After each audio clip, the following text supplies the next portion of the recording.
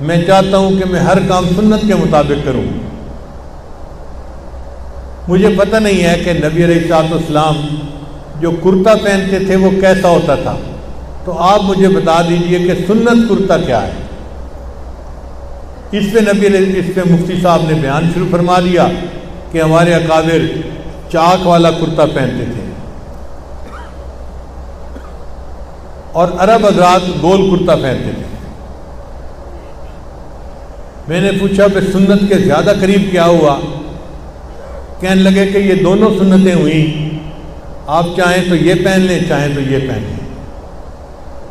میں نے کہا جی نبی علیہ السلام کیا پہنتے تھے مجھے تو یہ بتائیں۔ کہنے لگے میری ایک کتاب ہے کشکول، اس میں نے ایک واقعہ لکھا ہے کہ ایک صحابی کہتے ہیں کہ میرا کرتا تھا اور ایک شکار کیا میں نے پرندے کو اور اس کے پیچھے میں بھاگتا رہا، تو ان کا کرتا گول تھا تو سطر ڈھپا رہا، اگر چاک والا ہوتا تو بے حجابی ہو جاتی۔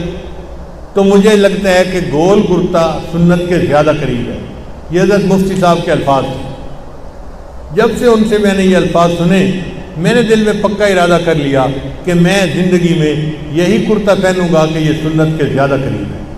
پھر میں نے یہ بھی پوچھا کہ یہاں پہ جو بٹن لگاتے ہیں تو نبی علیہ السلام بٹن کیسے لگاتے تھے؟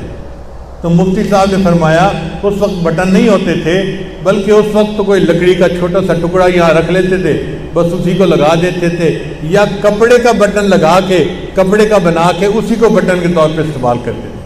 تو مفتی صاحب کے کہنے پر ہم نے جو یہاں بٹن ہوتا ہے نا، اس کو درزی سے کپڑے کا بٹن بنوانا شروع کر دیا۔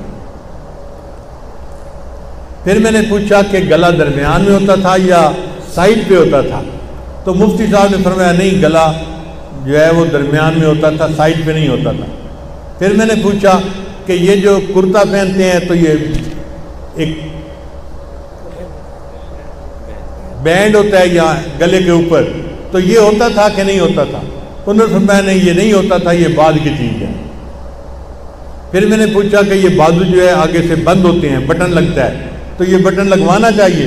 انہوں نے فرمایا نہیں، نبی علیہ السلام کا کرتا بٹن والا نہیں ہوتا تھا، بلکہ کھلے ہوتے تھے ان کے بازو، اور وضو کے لیے اس میں آسانی ہوتی ہے۔